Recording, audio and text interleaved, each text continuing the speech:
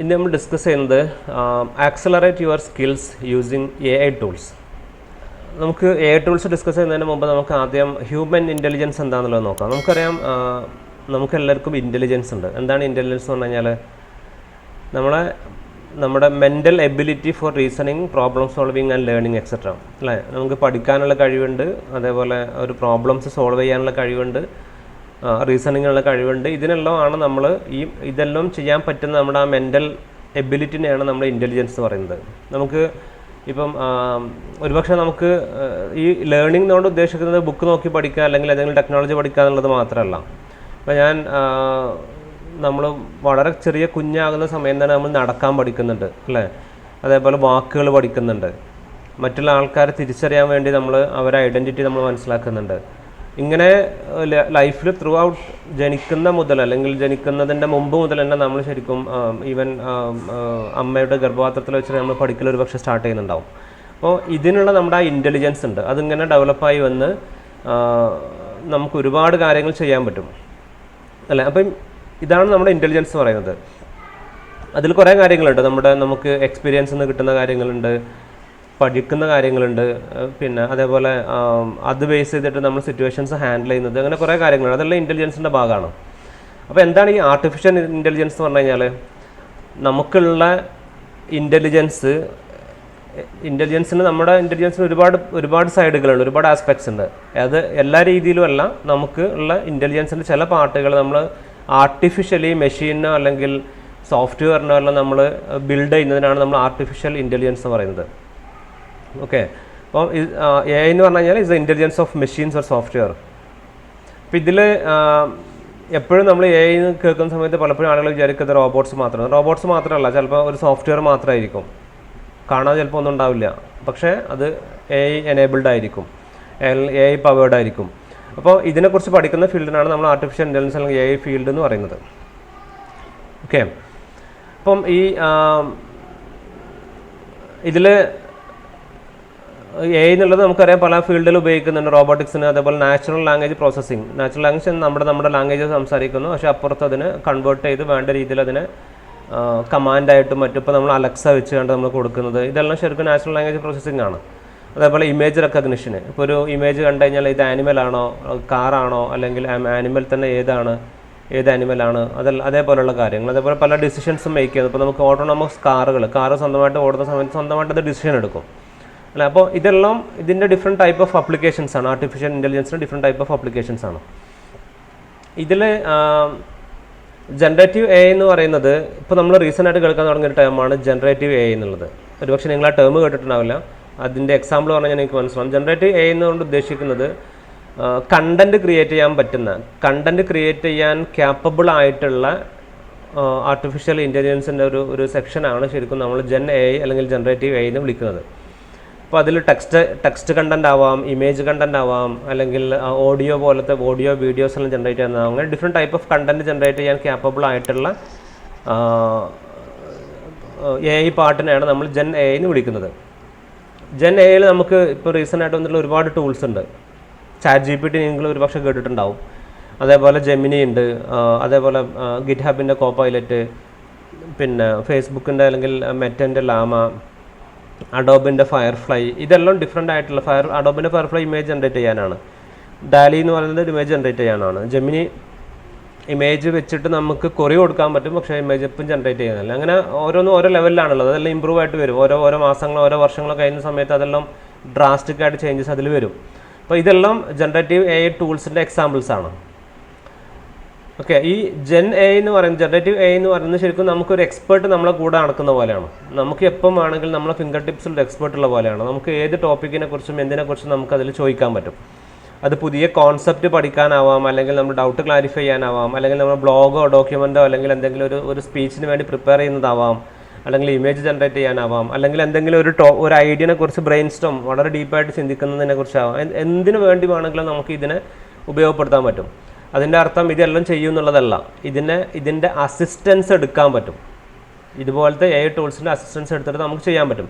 സാധാരണ രീതിയിൽ നമ്മൾ ഒരുപാട് ടൈം എടുത്ത് ചെയ്യുന്നതിന് ഇതിൻ്റെ അസിസ്റ്റൻസ് എടുക്കുകയാണെന്നുണ്ടെങ്കിൽ വളരെ ഷോർട്ടായിട്ട് നമുക്ക് ചെയ്യാൻ പറ്റും. ഒരു എക്സാമ്പിൾ പറഞ്ഞു കഴിഞ്ഞാൽ, ഇപ്പോൾ നമ്മൾ മുമ്പെല്ലാം ട്രാവൽ ചെയ്യുന്ന സമയത്ത് പണ്ട് ട്രാവൽ ചെയ്യുന്ന സമയത്ത് നമ്മൾ ഓരോ ആൾക്കാരോട് വണ്ടി നിർത്തി ചോദിച്ചിട്ടാണ് പോകുന്നുണ്ടാവുക. ഇപ്പോൾ ഞാൻ ഇവിടുന്ന് ബാംഗ്ലൂർക്ക് പോകുകയാണെന്നുണ്ടെങ്കിൽ പല സ്ഥലത്തുനിന്ന് ഞാൻ പല ആളുകളോടും നിർത്തി ചോദിച്ചിട്ട് പോയിട്ട് വേണം. ഇപ്പോഴാണെങ്കിലും ഗൂഗിൾ മാപ്പിൻ്റെ സഹായത്തോടു കൂടി നമുക്ക് രാത്രിയാണെങ്കിലും ഇപ്പോൾ മുമ്പ് നമ്മൾ ട്രാവൽ ചെയ്യുന്ന സമയത്ത് പകലേ നമുക്ക് കൂടുതൽ ട്രാവൽ ചെയ്യാൻ പറ്റുമോ, അറിയാത്ത റോഡാണെങ്കിൽ, കാരണം ചോദിക്കാൻ ആൾക്കാർ റോഡിൽ വേണമല്ലോ. ഇപ്പോഴാണെങ്കിലും നമുക്ക് ഏത് രാത്രി വേണമെങ്കിലും ട്രാവൽ ചെയ്യാം. എന്തുകൊണ്ടാണ്? നമുക്ക് ഗൂഗിൾ മാപ്പ് ഉണ്ട് അല്ലേ. അപ്പോൾ ഇതുപോലെ ഓരോ ടൂൾസ് വരുന്ന സമയത്ത് അതിൻ്റെ അസിസ്റ്റൻസ് എടുത്തു കഴിഞ്ഞാൽ മുമ്പ് ചെയ്യാൻ പറ്റാത്ത പല കാര്യങ്ങളും നമുക്ക് ചെയ്യാൻ പറ്റും. നമ്മൾ കുറച്ചും കൂടി സ്ട്രോങ് ആയിട്ട് മാറും. ഓക്കെ, അപ്പം നമുക്ക് ചാറ്റ് ജി പി ടിൻ്റെ ചെറിയൊരു എക്സാമ്പിൾ നമുക്ക് നോക്കാം. ഇപ്പോൾ നിങ്ങൾക്ക് ചാറ്റ് ജി പി ടി ഉപയോഗിക്കണം എന്നുണ്ടെങ്കിൽ നിങ്ങൾ ഗൂഗിളിൽ വന്നാൽ ചാറ്റ് ജി പി ടി എന്നുള്ള സെർച്ച് ചെയ്യുക. അപ്പോൾ chat.openai.com എന്ന് പറയുന്ന വെബ്സൈറ്റ് നിങ്ങൾക്ക് എടുക്കാൻ പറ്റും. അതിൽ നിങ്ങൾക്ക് ലോഗിൻ ചെയ്യാം. നിങ്ങളെ ജിമെയിൽ അക്കൗണ്ട് ഉപയോഗിച്ചിട്ട് ലോഗിൻ ചെയ്യാം. ലോഗിൻ ചെയ്തിട്ടില്ലെങ്കിൽ നിങ്ങൾക്ക് ഉപയോഗിക്കാൻ പറ്റും. പക്ഷേ നിങ്ങൾ ലോഗിൻ ചെയ്യുകയാണെന്നുണ്ടെങ്കിൽ നിങ്ങൾ ഇതുവരെ നടത്തിയ എല്ലാ ക്വറികളും എല്ലാ ക്വസ്റ്റ്യൻസും നിങ്ങൾക്ക് ഇവിടെ ലെഫ്റ്റ് സൈഡിൽ ചാറ്റിൽ നിങ്ങൾക്ക് ഇവിടെ കാണാൻ പറ്റും. ലോഗിൻ ചെയ്തിട്ടില്ല എന്നുണ്ടെങ്കിൽ ഓരോ പ്രാവശ്യം പുതിയ ഫ്രഷ് ആയിട്ടാണ് വരിക. അപ്പോൾ ഞാൻ എൻ്റെ അക്കൗണ്ടിൽ ഞാൻ ലോഗിൻ ചെയ്തിട്ടുണ്ട്, വേറൊരു അക്കൗണ്ടിൽ. അത് ഞാൻ ഇപ്പോൾ തൽക്കാലം കാണിക്കുന്നില്ല, ഞാൻ ഫ്രഷ് ആയിട്ടുള്ള ഒന്ന് കാണിക്കാം. ഇപ്പോൾ ഇവിടെ എനിക്ക് വേണ്ടത്, ഇപ്പോൾ നിങ്ങൾ പിന്നെ ഫ്രണ്ട് എൻഡിനെ കുറിച്ചും ബാക്ക് എൻഡിനെ കുറിച്ചും നിങ്ങൾക്ക് അറിയണം, അല്ലെങ്കിൽ നിങ്ങൾക്ക് ഏതെങ്കിലും ഒരു പെർട്ടിക്കുലർ ടോപ്പിക്കിനെ കുറിച്ച്. അപ്പം ഞാൻ ഇവിടെ വന്നിട്ട് പറയുകയാണ് explain front end and back end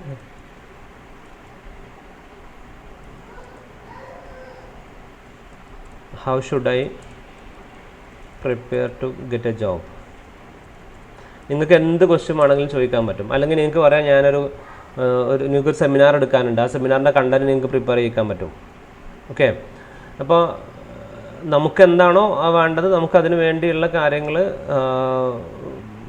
ഇതിനോട് ചോദിക്കാൻ പറ്റും. വളരെ ഡീറ്റെയിൽ ആയിട്ട് നമുക്ക് ഇതിൻ്റെ ആൻസർ തരും. ഇനി വേറെ ക്വസ്റ്റ്യൻ ചോദിക്കുകയാണ്, I want to build a product listing page using HTML and CSS. Give me sample code. ഇങ്ങനെ കോഡ് ചോദിച്ചു കഴിഞ്ഞാൽ നമുക്ക് അതിൻ്റെ ഒരു സാമ്പിൾ കോഡ് നമുക്ക് കിട്ടും.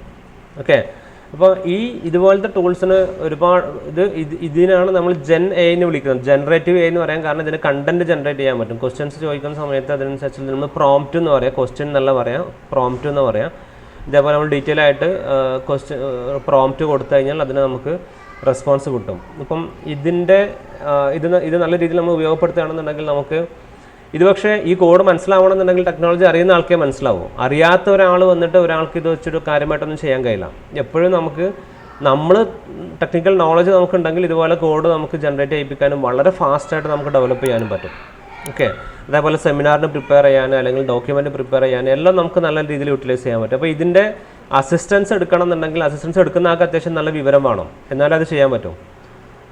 ഓക്കെ, അപ്പോൾ ഈ സെഷനിൽ നമ്മൾ മെയിനായിട്ട് നമ്മൾ ഉദ്ദേശിച്ചത് ഇങ്ങനെ ഇതിൻ്റെ എഐൻ്റെ ബേസിക് ആയിട്ടുള്ള കുറച്ച് കാര്യങ്ങൾ അതിനെങ്ങനെ ഉപയോഗിക്കാൻ പറ്റുന്നുള്ളത്. അതിനെനിക്ക് ചാറ്റ് ജി പി ടി മാത്രമല്ല, നിങ്ങൾക്ക് വേറെയും ടൂൾസ് അവൈലബിൾ ആണ്. ഇപ്പം ചാറ്റ് ജി പി ടി എന്ന് പറയുന്നത് ഓപ്പൺ എ എന്ന് പറയുന്ന കമ്പനീൻ്റെ സൈഡിൽ നിന്നുള്ളതാണ്. ഇത് കൂടാതെ ഗൂഗിളിൻ്റെതുണ്ട്, ജെമിനി എന്ന് പറയുന്ന ആപ്ലിക്കേഷൻ ഉണ്ട്. gemini.google.com എന്നുള്ളത് എടുത്തു കഴിഞ്ഞാൽ നിങ്ങൾക്ക് അതും ചാറ്റ് ജി പി ടി പോലെ തന്നെയാണ്. സെയിം രീതിയിൽ നമുക്ക് ഇവിടെ പ്രോംപ്റ്റ് കൊടുക്കാൻ പറ്റും.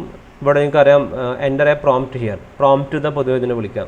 അപ്പോൾ ഞാൻ ഇത് സെയിം ക്വസ്റ്റ്യൻ ഇവിടെ കൊടുക്കുകയാണ്. I want to build a product listing page. നിങ്ങൾക്ക് പൈത്തണിൻ്റെ ക്വസ്റ്റ്യൻ ചോദിക്കാൻ പറ്റും, പൈത്തണിൻ്റെ കോഡും ജനറേറ്റ് ചെയ്യിക്കാൻ പറ്റും.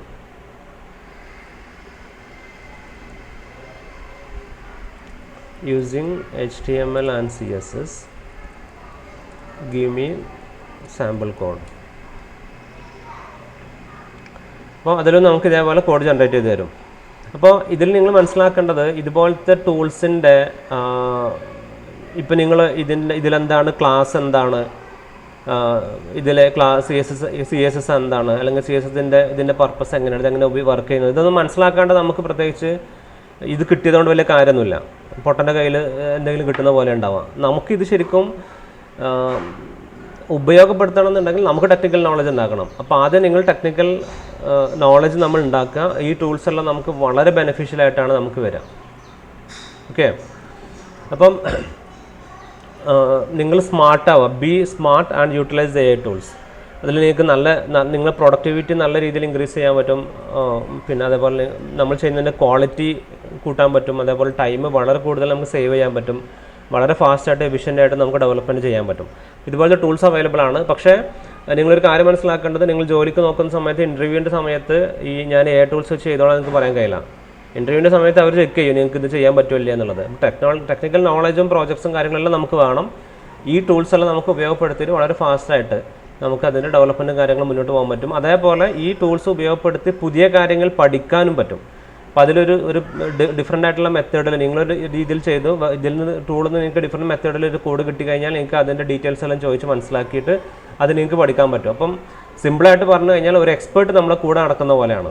എന്ത് ക്വസ്റ്റ്യൻസും ചോദിക്കാം, അതിന് നമുക്ക് നല്ല രീതിയിൽ ആൻസർ കിട്ടും. ഓക്കെ. പക്ഷെ ഇതിലൊരു കാര്യം മനസ്സിലാക്കേണ്ടത്, എല്ലാ സമയത്തും അത് കറക്റ്റ് ആൻസർ തന്നോളണമെന്നില്ല.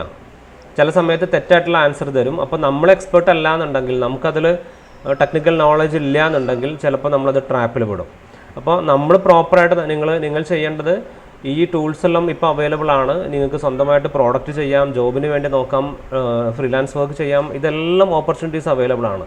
അവിടെ എല്ലാം നിങ്ങൾക്ക് ഇതിൻ്റെ അസിസ്റ്റൻസ് എടുക്കാനും പറ്റും. എന്ന് കരുതിയിട്ട് നമുക്ക് ടെക്നിക്കൽ നോളജ് ഇല്ലയെന്നുണ്ടെങ്കിൽ നമുക്കിതൊന്നും കാര്യമായിട്ട് യൂസ്ഫുൾ ആയിട്ട് വരില്ല. അപ്പം വളരെ ഫാസ്റ്റായിട്ട് നിങ്ങൾ പഠിക്കുക, ടെക്നോളജി പഠിക്കുക, പ്രാക്ടീസ് ചെയ്യുക. എന്നിട്ട് ഈ ടൂൾസിൻ്റെ എല്ലാം ഹെൽപ്പ് എടുക്കുക. നിങ്ങൾക്ക് നല്ല രീതിയിൽ വർക്ക് ചെയ്യാനും ഗ്രോ ചെയ്യാനും പറ്റും. ഓക്കെ.